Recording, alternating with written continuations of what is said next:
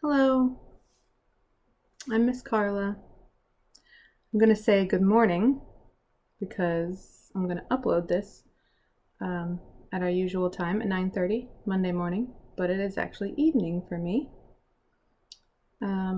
Unfortunately, I have a conflict at 9:30 tomorrow morning, so I will be unavailable to do the live reading. So I'm going to post this recording so you can still have the next installment of Ghost Squad at the regular time.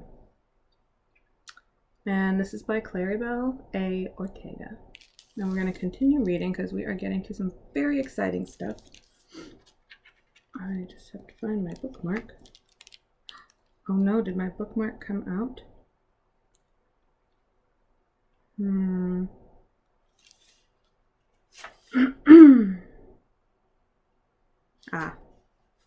My bookmark did come out, but I have found my spot. We are on chapter 20, page 200. Look, we just have a little bit left. We won't finish today, but possibly Wednesday. We'll see how it goes. By the time the morning sun filtered into Babette's library, Lucily and Sid had been able to figure out only the beginnings of the spell. They had stayed up the rest of the night attempting to figure out a solution to their spell dilemma. They read through dozens of Babette's books, splicing bits from one spell and parts of another, but it was like trying to put together an impossible puzzle with instructions in another language. The scroll of paper Lucily had found in the catacomb didn't make any sense. A light to guide you through the night. Confront your fate before it's too late. Sid repeated the words over and over, hoping it would magically click something into place, but nothing worked.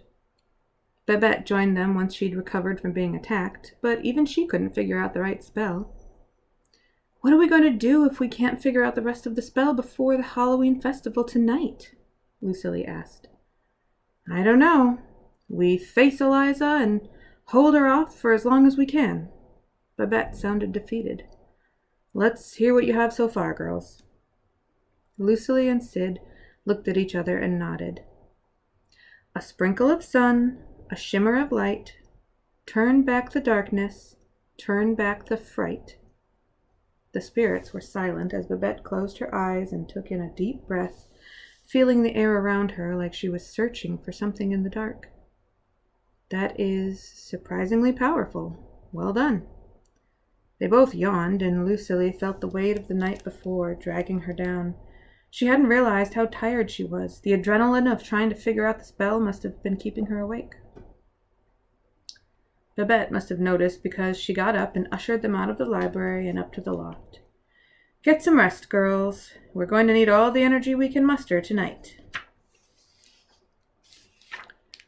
Sometime during the day, while Babette and the girls recovered from the mist monster battle, a hurricane-force storm had arrived at St. Augustine's front door. By the time they left for the Halloween festival, the sky was blanketed with dark gray clouds, obscuring the light of the full moon.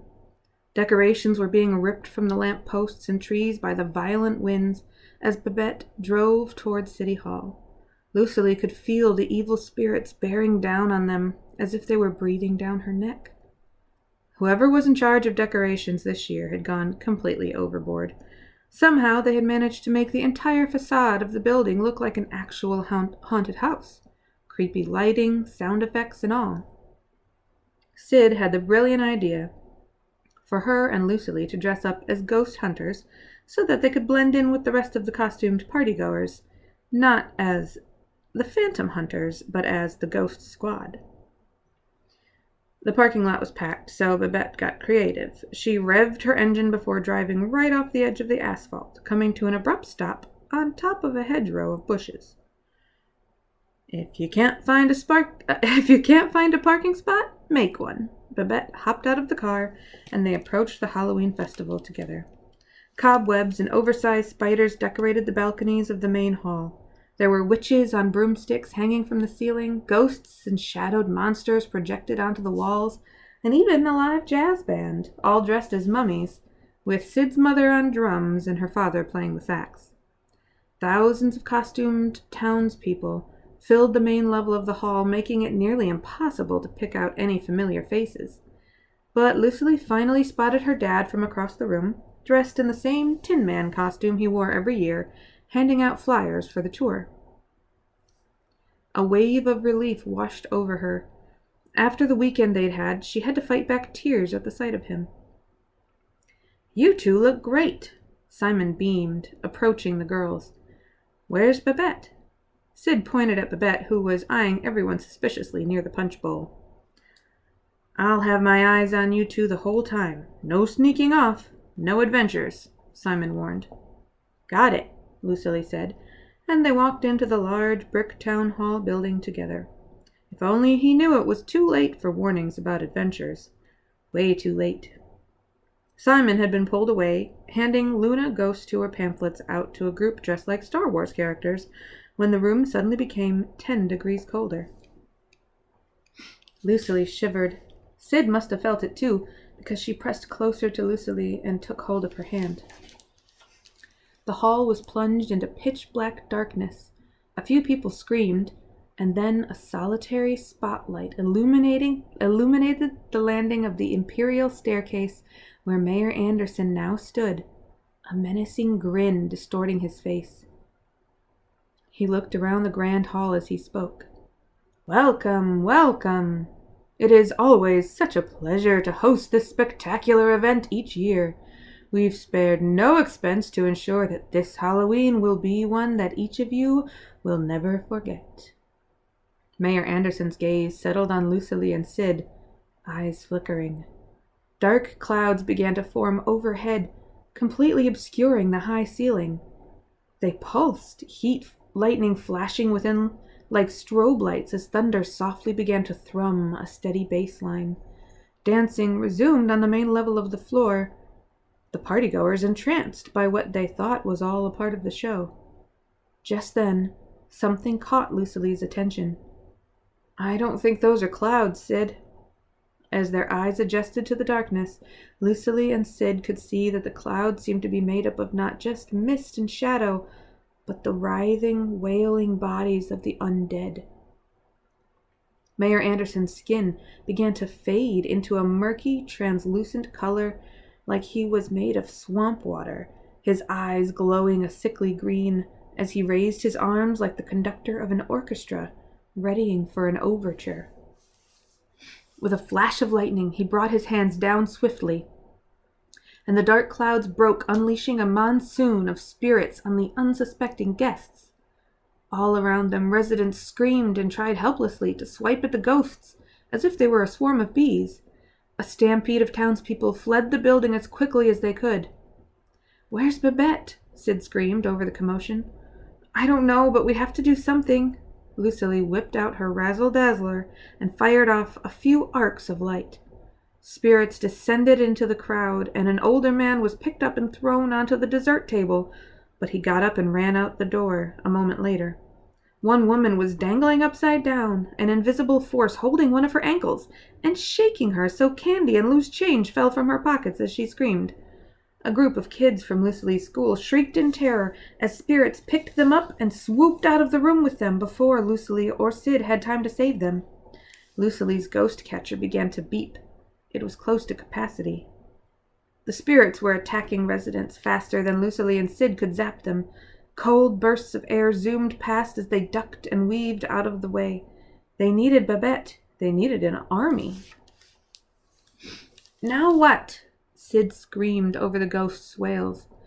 A flash of silver light caught Lucily's eye, the unmistakable sight of her father's Tin Man costume. "Pop, over here!" Lucily shouted, but her cries were drowned out by the wails of the spirit monsters. The fireflies buzzed at her side, and Lucily's heart lurched. She knew they wanted to help, to protect her, but she was afraid to lose them. "You don't have to do it alone because we are with you, always." Mama's words came back to Lucily just as her father reached her side. "Dad," Lucily said, "there is a small jar clipped to my jeans. It has some of our fireflies in it. Unclip it and open it. The fireflies will know what to do." She didn't have to look at her dad to feel the confusion radiating from his direction and all the questions he had for her, but instead of asking, he got to work. The moment Simon opened the jar, the fireflies flew out and gathered in a whirlwind of light, making a noise like water being poured onto a hot pan. Lucily kept one eye on them, and one eye on the ghosts and her rattling razzle-dazzler. Her father was still holding the small jar, his face like a kid's, soft and bright, full of wonder. Somehow Lucily knew that he could again see the faces of his lost family members flashing in the light. At the same time as Lucily, he saw the one face they both missed more than anything, Mama Teresa, his mother. "Mama," Lucily whispered, transfixed, her razzle-dazzler dropping to her side. "Lucy!" Simon and Sid screamed at once, and Lucily raised her razzle-dazzler up, but it was too late. A mob of ghosts surged toward her, their mouths open wide and ready to attack. The ghosts pinned her down to the wooden floor, and she felt light and stretched thin as if she were disappearing, as if a light switch inside her was being shut off.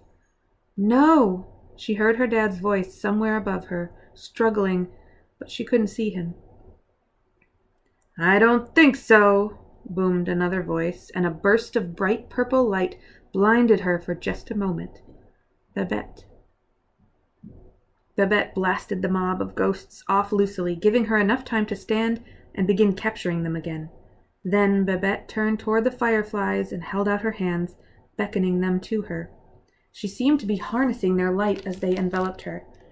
She looked like a giant flower made of lavender and white lights. Simon now stood alongside Lucily, Sid, and Babette. To Lucily's surprise, he wasn't stopping her. He was backing them up like a bodyguard. The feel of his hand on her shoulder was reassuring. It was the only thing keeping her standing in place. Mayor Anderson screamed, clearly annoyed at their resistance. "You witches are all the same. You just want to take what isn't yours and hurt the good people of this town." "Leave the town out of this," Babette said. "This is between you and me, Braggs." "Braggs?" Lucily tore her eyes from the scene in front of her for just a moment and shot a look at Sid, who was staring back at her. So they had been right about Eliza Braggs. Mayor Anderson laughed. His skin began to shift as if a wave were rippling beneath the surface. The spirit of Eliza Braggs now stood where Mayor Anderson had been just seconds before. "I knew you'd try to meddle," Eliza Braggs said. "Knew you'd be just like the rest of your awful coven. They were always such an inconvenience. A group of troublesome women. Las Brujas Moradas have brought nothing but disease and disorder to St. Augustine ever since they arrived. I thought I'd wiped you all out the first time, but clearly I was wrong. I vowed to take my revenge against you for what that Pilar girl did to my precious son. She poisoned him against me, and now I will make you lose what you love most." The aura of light surrounding Babette pulsed brighter now, reminding Lucily of the invincibility power-up in Super Mario Bros. "You can keep trying to cut us down, but our roots go deep," Babette said. "You will never succeed." Eliza laughed at that. "Clever words won't save you now, witch. I will stop you once and for all, even if I have to use the souls of the townspeople to do it, just like I used that little seer and your granddaughter.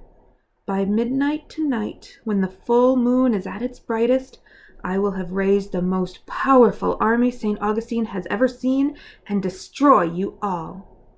With that, Eliza Braggs transformed once again, this time into a hideous, growling beast.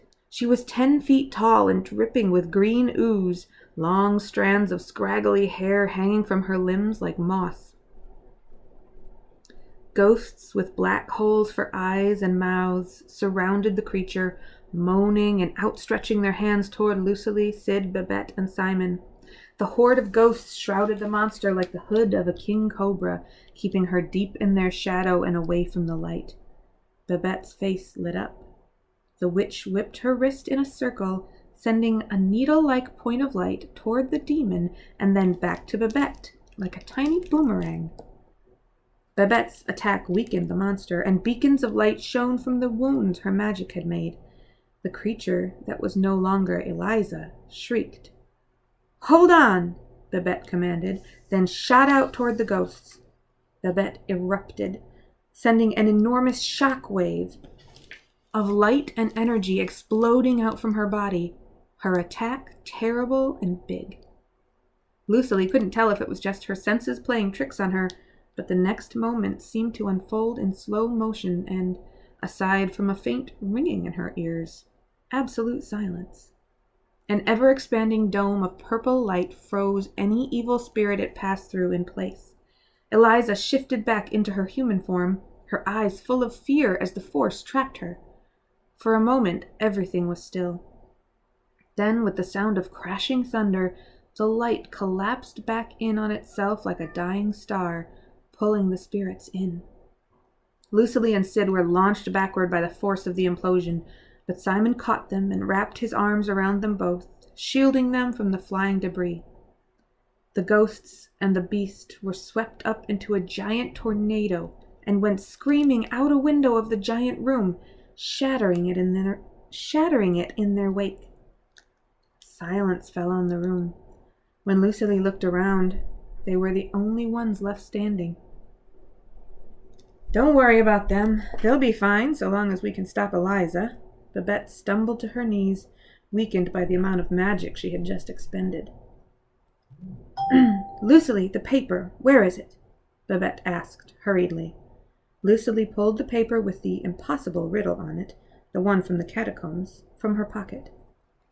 "A light to guide you through the night," she recited.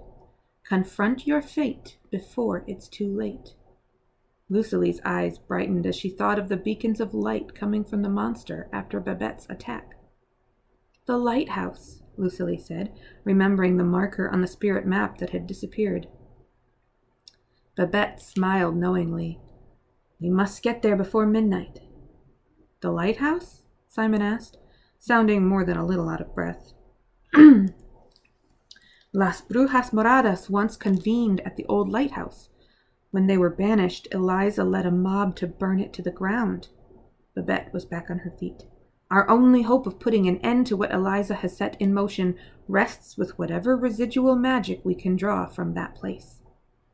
Lucily and Sid looked at each other. Babette looked at Simon. Simon looked confused. "We'll explain everything in the car, Dad." Lucily tugged at his arm as they fled City Hall. "We've got a city to save."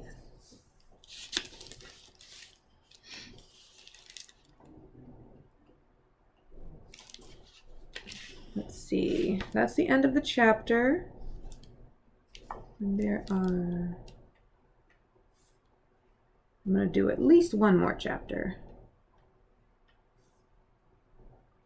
Possibly two. We'll see. Gosh, we're so close to the end. Chapter 21. "Did that monster eat Mayor Anderson?" Sid asked as they all piled into Babette's car. "What just happened back there?" Simon slid into the back seat with Lucily and Sid. "Meow."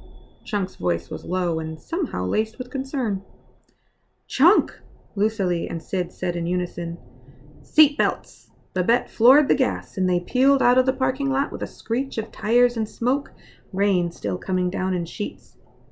As they made it to the Bridge of Lions, which would take them to the lighthouse, a heavy fog settled around them, leaving almost nothing visible beyond it. "So it was Eliza Braggs impersonating the mayor this whole time," Lucily said. "The same woman who accused Las Brujas Moradas of hexing her son?" Sid added. Babette nodded. There was a lot of fear and superstitions surrounding herbalists and healers in her time, and she wanted nothing more than to rid the town of their presence. However, a new generation of Las Brujas Moradas cropped up not long ago, reviving our magic and the commitment to protect the town. From the looks of it, I'm guessing that's what called her back here, to seek revenge. "Our?" Sid, Lucily, and Simon all leaned forward in their seats. Babette sighed. "Isn't it obvious? Honestly, I thought you girls would have figured it out sooner. I'm one of the witches of the Purple Coven. The younger generation, anyway. Braggs knows that I have the power to stop her, that I can call on my coven, past and present, to stand against her. Is anyone going to tell me what's going on? Simon asked. They tried their best to bring him up to speed, with Chunk supplying an occasional insistent meow whenever she played a part in the story. How are we supposed to stop her army of evil spirits from destroying the whole town? Simon asked. We go to the lighthouse, where the coven once met in secret, and recite the spell, Babette said, biting her lip. Except we only have the first half of the spell, remember? Sid pointed out. Babette scratched her head. The spell was intended to help you, and you have to remember why you needed it in the first place to finish it. I think what's missing is an element that is personal. Lucille's mind raced as she held her mason jar close, the fireflies pulsing brighter now than they had in weeks. She remembered what Tia Milagros used to say when she was scared. Fear the living, mija, not the dead. But now it was the dead they were up against. Not Mayor Anderson, but a monster and her spirit army made of pure malice. And those spirits would be rising from their graves at midnight. People walked around in costume, convinced the thick mist was a trick of the light, or an illusion put on by the town for them. The streets were teeming with tourists, and though Lucille hoped the ghosts would be still, she knew better. Tonight they would not be. Get to shelter, you big dummies! Babette yelled through her window. But they only clapped and hooted. Some of them looked scared enough to turn back, and Lucille could only hope they were going inside somewhere safe. When they reached the road leading to the lighthouse, the moon broke through the clouds overhead, illuminating the tower's black and white striped exterior in the distance. Felled trees made navigating any farther by car impossible. Out, Babette ordered. We go the rest of the way on foot. Babette led them through the rain toward the lighthouse, which had always reminded Lucille of something out of Beetlejuice. Sid quickly explained how their razzle-dazzlers worked to Simon, who was now holding a spare Babette happened to have in her trunk. I'm glad you're here, Lucille said to him. Don't be too glad, he said. Once this is all over, you're grounded till you're 16. Woof. When they reached the entrance at the base of the tower, Babette made quick work of the locks, and they all shuffled through the door, grateful, Chunk most of all, to have a refuge from the wind and rain. Babette snapped her fingers, and a flame appeared in the palm of her hand. With a flick of her wrist, the flame began to float in midair, filling the room with a soft purple glow. Look alive, gang. There could be any number of creatures in here waiting to attack us the moment we let our guard down. They started up the spiral staircase leading to the top of the tower as Babette's light guided their way. How are we not to the top of this thing yet? Lucille huffed. I feel like we've been going in circles forever. Right? Sid was just as exhausted and confused. Do you think it could be some sort of illusion, like when we were trying to reach the cathedral? Lucille and Sid reached the landing and collapsed on the floor while Simon and Babette unpacked their things. I am never getting up from this spot again, Sid groaned. This is where I live now. Chunk mewed angrily. Lucille, can you come here for a second? There's something I need to tell you before we do this. Babette's face was grim. Is everything okay? Lucille asked, slightly panicked. Babette never acted nervous like this. The spell, Lucille. There are always consequences when it comes to magic. Sometimes sacrifices are required. What sacrifices? Simon walked over and put one arm around Lucille's shoulder. Babette sighed. There's a chance that, if the spell is successful, your firefly spirits could disappear as well. Lucille gasped, her hands reaching for the mason jar still hanging at her waist. No, she couldn't lose them. She was supposed to save them. Lucille was completely overcome with rage and fear and sadness. This was all her fault. She walked across the landing, closing her eyes and taking deep breaths to try to clear her head for just one moment. When she opened her eyes again, a thick black fog surrounded her. She could hear the muffled voices of her father, Sid, and Babette calling her name, but when she tried to shout back, it was like trying to yell underwater. She took a few steps forward, arms outstretched, but they were gone. Something behind Lucily rustled. When she turned around, a shroud of darkness no longer surrounded her, and neither was she in the lighthouse. Instead, she was alone in the middle of a cemetery in the pouring rain. There were no more voices now. Everything was deadly silent. Something in Lucily's gut told her that this was just another trick, that Eliza was playing games with her to keep them from casting the counterspell before midnight. But the wind, the grass, the rain, it all felt so real. She looked around again and realized she recognized her surroundings. It was the Huguenot cemetery. "I know how to get home from here," she whispered to herself, looking for a small piece of comfort. Something whispered to her from the back of her mind, unbidden, but Lucily couldn't understand what it was trying to tell her. It was just beyond her reach. Lucily thought of her father, of Mama Teresa and the rest of her Firefly ancestors, of Sid and Babette. They meant everything to her. She wouldn't let anything happen to her family, no matter what it cost. As Lucily started to unravel the final piece of the spell, something flew past, knocking her to the ground. On instinct, she whipped out her razzle-dazzler and blasted an arc of rainbow light through the fog. Lucily immediately wished she hadn't. The undead were everywhere. The fog was not just made of mist, but of actual ghosts. They blanketed the entire sky. They were a wall of gray and black around her. Even the ground below her seemed translucent, a pool of ghosts dancing beneath her feet. Lucily screamed and began to trap them. There were more of them than she and the others had ever anticipated. Not hundreds of ghosts, but thousands. Their attention was now fixed on Lucily. The fireflies buzzed, and Lucily's hand hesitated over the mason jar. Hurting the fireflies was the last thing she wanted to do, but she wasn't sure she could do this alone. She needed to get back to her family, back to the lighthouse. A gap opened in the fog, and a team of ghosts burst through. A group of people in pointy hats. Witches, Lucily thought, and the people from her dad's historic paintings, Enriquillo and the Mirabel sisters, and another man Lucily recognized. It was Judge John Stickney, the ghost who was missing his teeth. They rushed forward, and for a moment Lucily held up her razzle-dazzler instinctively, but instead of attacking her, they dove for the ghosts, keeping her trapped. "Help the girlie get through!" Judge John yelled as he led the attack. The witches moved in tandem, magic wands up in one hand, holding their large skirts up with the other. They blasted group after group of ghosts, trying to create an opening big enough for Lucily to get through. Her heart beat so hard she could hear it pounding in her ears. The sky beyond the wall of ghosts turned darker as they fought their way out, as if all the lights in the world were being turned off at once. But the path was still not big enough for Lucily to get through. She needed more help, and looked down to her fireflies as they flashed their lights, trying to get her attention. She knew they wanted to help, and she knew she had to let them if she had any hope of escaping.